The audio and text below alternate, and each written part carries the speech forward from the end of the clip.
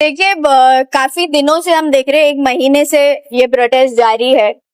इतनी निर्दयी सरकार है, हमने एक्सपेक्ट नहीं किया था। ठीक है, जो भी उनके काल में शासन में चलता आ रहा है वो पूरा हिंदुस्तान देख रहा है, बट इतना हार्टलेस हो गए ये किसी ने भी नहीं सोचा था। पूरा हिंदुस्तान वो जंतर मंतर के प्रोटेस्ट को देख रहा है, वो भूख हड़ताल को देख रहा है, सोनम सर के संघर्ष को देख रहा है।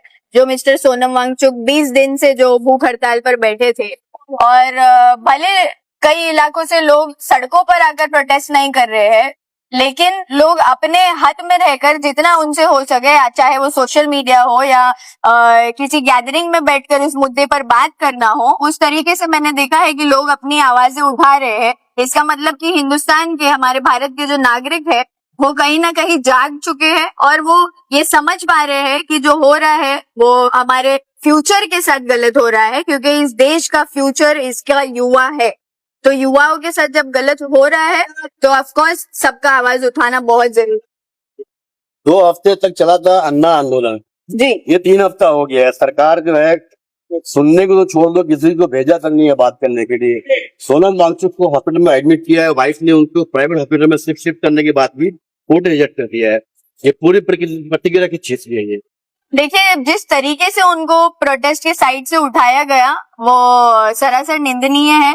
हम एक डेमोक्रेसी में रहते हैं, भारत एक डेमोक्रेटिक कंट्री है, और डेमोक्रेसी में रहने का मतलब ये है कि हम संविधान को मानकर चलते हैं। हर एक नागरिक संविधान को सबसे ऊपर रखता है, बढ़ावा देता है, और संविधान में दिए हुए हमारे हक और हुकूक जो है, जो बाबा साहेब अम्बेडकर के जरिए हमको मिले हैं, उसकी इज्जत करते हुए और उसे बहुत ही अपना एक लाइफ का एम बनाकर इन बच्चों ने, इन युवाओं ने जंतर मंतर पर बहुत ही प्यारा शांतिपूर्वक प्रोटेस्ट किया। ना कोई वायलेंस, ना कोई मारा तोड़ी, ना कोई डिस्टर्बेंस। लेकिन जिस तरीके से सरकार ने ये कल सफेद चादर लाकर उनको स्टेज से खींच कर उठाकर, और किसी ने तो सोशल मीडिया पर ये भी चल रहा है कि उनको उठाते वक्त बोला गया कि उठ बे साले, बहुत हो गया तेरा। और फिर लोगों का बोलना इस पर यह है कि अब हम भारत के हर नागरिक से बोलना चाहते हैं कि उठ बे साले, बहुत हो गया तेरा। क्योंकि कब तक चुप बैठेंगे यार, कब तक? आप वक्त है आवाज उठाने का तो प्लीज उठाइए। सभी सेलिब्रिटीज पे भी क्वेश्चन किया जा रहा है, पब्लिक फिगर्स पे आवाज उठाई जा रही है कि आप खुलकर नहीं बोल पा रहे। उसके बाद कुछ सेलिब्रिटीज जो आए वो स्टूडेंट्स के हक में आकर उन्होंने बात की, खुलकर उन्होंने बोलना चालू किया।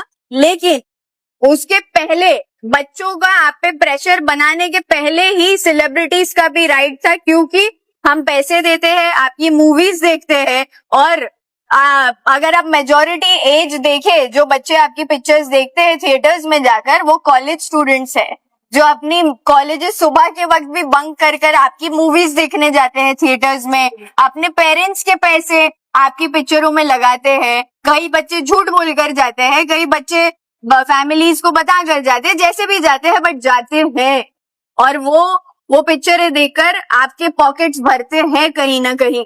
तो जब हमारे स्टूडेंट्स पर ऐसी आपत्ति आई है, इतनी बड़ी जो है वो नीट पेपर लीक हो चुके हैं, उसकी वजह से 20 स्टूडेंट्स ने सुसाइड कर लिया है, तब सेलिब्रिटीज को बोलना जरूरी बनता है, क्योंकि आपकी इतनी ज्यादा फॉलोइंग है, मिलियंस में, लाखों में, करोड़ों में लोग आपको फॉलो कर रहे हैं। सिर्फ नेशनली नहीं, इंटरनेशनली आपकी ग्लोबल फॉलोइंग है।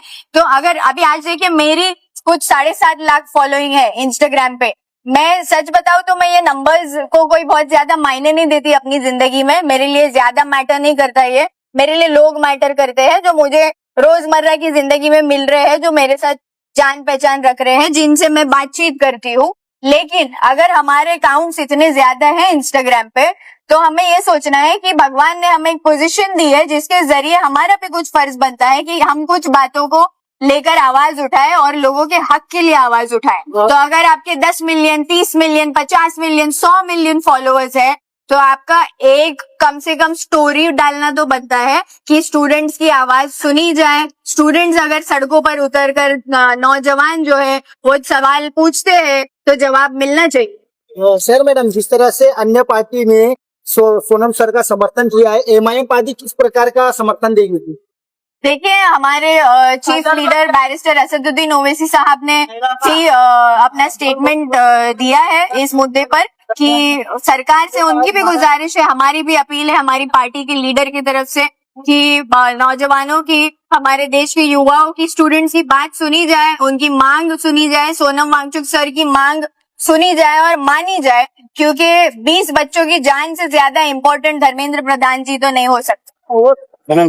ये जो सफेद चादर की बात अभी आपको बताई, ये सरकार कहीं ना कहीं, जो हमें लगता है कि खुद के डेमोक्रेटिक फेलियर को छुपाने के लिए उन्होंने ये हरकत की है।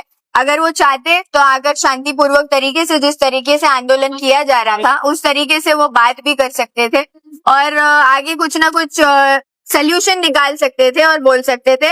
अब हमारी मांग ये है और सभी युवाओं की मांग हमारे साथ जुड़े हुए यही है कि धर्मेंद्र प्रधान जी का इस्तीफा हमें चाहिए और 20 बच्चों की जानों से ज्यादा इम्पोर्टेंट धर्मेंद्र प्रधान जी नहीं हो सकते। जिस इंसान का एजुकेशन मिनिस्ट्री पे बैठने का एक्चुअल हक है और जो इंसान वो कुर्सी डिजर्व करते हैं वो सोनम वांगचुक सर है, जो कि हिंदुस्तान के एक बहुत ही well known educationist, environmentalist, reformer, teacher और एक बहुत ही अच्छे इंसान है, जो हमेशा से बहुत ही हम्बल रहकर हमेशा अपने बड़े बड़े काम किए बट कभी अपना नाम करने के चक्कर में आगे नहीं गए। तो आज भगवान ने उनका नाम इस तरीके से किया कि सिर्फ इंडिया में ही नहीं, इंटरनेशनली जो इंडियन मीडिया कवर नहीं कर रही है उस प्रोटेस्ट को इंटरनेशनल मीडिया जाके इंडिया में, भारत में कवर कर रही है। ये बहुत बड़ी बात है। इस पे नागरिकों को गौर करना चाहिए कि ऐसा क्या है जो हमारा सरकार इस प्रोटेस्ट को कवर नहीं कर पा रहा और क्यों नहीं कर रहे हैं, क्योंकि ये उनका खुद का डेमोक्रेटिक फेलियर है।